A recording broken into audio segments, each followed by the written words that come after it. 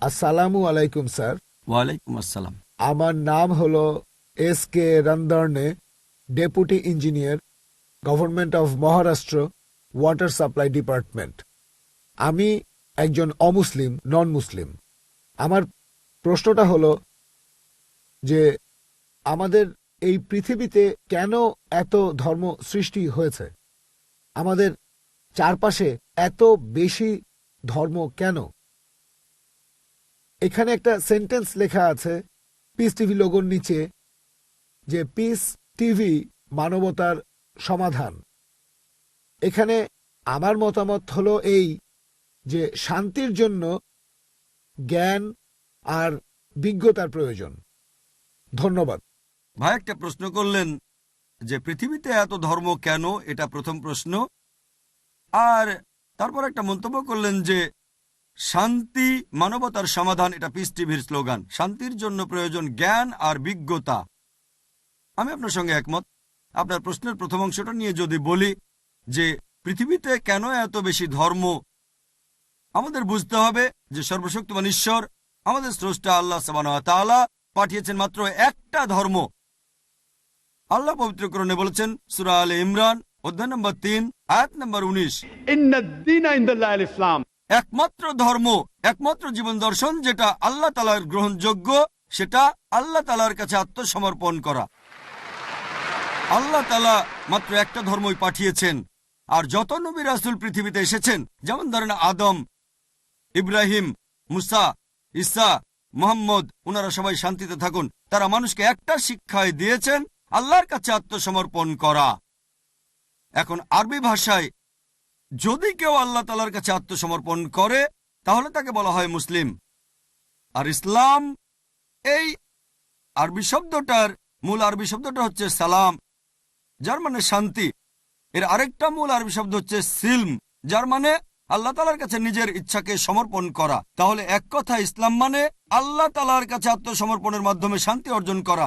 তাহলে আমাদের স্রষ্টা আল্লাহ তাআলা পাঠিয়েছেন মাত্র একটাই ধর্ম। তবে সময় বদলানোর সাথে সাথে ধর্মগ্রন্থগুলোও বদলে গেছে, বিকৃত হয়ে গেছে, নতুন জিনিস ঢুকেছে। আর এই ধর্মগ্রন্থ বদলানোর ব্যাপারে আল্লাহ পবিত্র কোরআনে বলেছেন, সূরা বাকারা অধ্যায় নম্বর 2 আয়াত নম্বর 79, ফাওয়াইলুল লিল্লাযীনা ইয়াকতুবুনাল কিতাবা বিআইদিহিম সুম্মা ইয়াকুলুনা হাযা মিন ইনদিল্লাহ লিয়াশতারু বিহি সামনান কালিলা ফাওয়াইলুল লাহুম মিম্মা কাতাবাত আইদিহিম ওয়াইলুল লাহুম মিম্মা ইয়াকসিবুন। দুর্ভোগ তাদের যারা নিজ হাতে কিতাব রচনা করে আর বলে এটা আল্লাহর নিকট হতে। তারা এটা বলে তুচ্ছ মূল্য প্রাপ্তির জন্য। তাদের রচনার জন্য শাস্তি তাদের, যা উপার্জন করে সেজন্য শাস্তি তাদের। আল্লাহ তাআলা পাঠিয়েছেন অনেক আসমানি কিতাব, অনেক ইনস্ট্রাকশন ম্যানুয়াল। সময় বদলানোর সাথে সাথে এই ইনস্ট্রাকশন ম্যানুয়াল, আল্লাহর এই আসমানি কিতাব বদলে গেছে। যখন কোনো কিতাব বিকৃত হয়ে গেছে, আল্লাহ নতুন রাসূল পাঠিয়েছেন আর নতুন কিতাব। এইভাবে অনেক দিন চলেছে। তারপর আল্লাহ পাঠালেন সর্বশেষ ও চূড়ান্ত নবী মুহাম্মদ সাল্লাল্লাহু আলাইহি সাল্লামকে, আর সর্বশেষ ও চূড়ান্ত আসমানি কিতাব কোরআন নাজিল করলেন। এর আগে যেসব নবী রাসূল এসেছিলেন, আমাদের প্রিয় নবী মুহাম্মদ সাল্লাল্লাহু আলাইহি সাল্লাম বলেছেন যে আল্লাহ তাআলা এই পৃথিবীতে 1,24,000 নবী রাসূল পাঠিয়েছেন। পবিত্র কোরআনে মাত্র 25 জনের নাম বলা হয়েছে, অন্যদের নাম আমরা জানি না। হতে পারে একজন প্রশ্ন করেছিল, আপনি কি মনে করেন, একজন হিন্দু আমাকে এই প্রশ্নটা করেছিল, আপনি কি রামকে আল্লাহর রাসূল বলে মানেন, অথবা শ্রীকৃষ্ণকে কি আল্লাহর রাসূল বলে আপনি মানেন? আমি বলবো, যেহেতু নামটা কোরআন হাদিসে উল্লেখ করা নেই, আমি জানি না।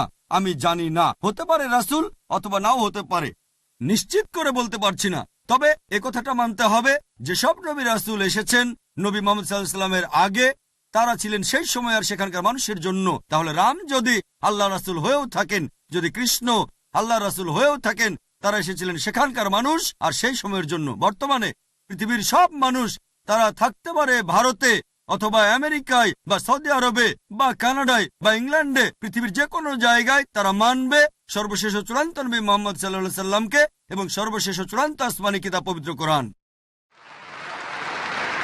আল্লাহ আমাদের কথা দিয়েছেন সূরা হিজর অধ্যায় নম্বর 15 আয়াত নম্বর 9, যে আমি কোরআন অবতীর্ণ করেছি, সেটা আমি সংরক্ষণ করব। তাহলে আল্লাহ তাআলা পাঠিয়েছেন মাত্র একটা ধর্ম, সেটা হচ্ছে আল্লাহ তাআলার কাছে আত্মসমর্পণ করা। ইসলাম মানে আল্লাহর কাছে আত্মসমর্পণ করার মাধ্যমে শান্তি অর্জন করা। আর আপনি বললেন জ্ঞান এবং বিজ্ঞতা দিয়ে শান্তি অর্জন করা যায়। হ্যাঁ, কার কাছ থেকে জ্ঞান? সবচেয়ে সেরা কে? আল্লাহ তাআলা, আমাদের স্রষ্টা। কে সবচেয়ে জ্ঞানী?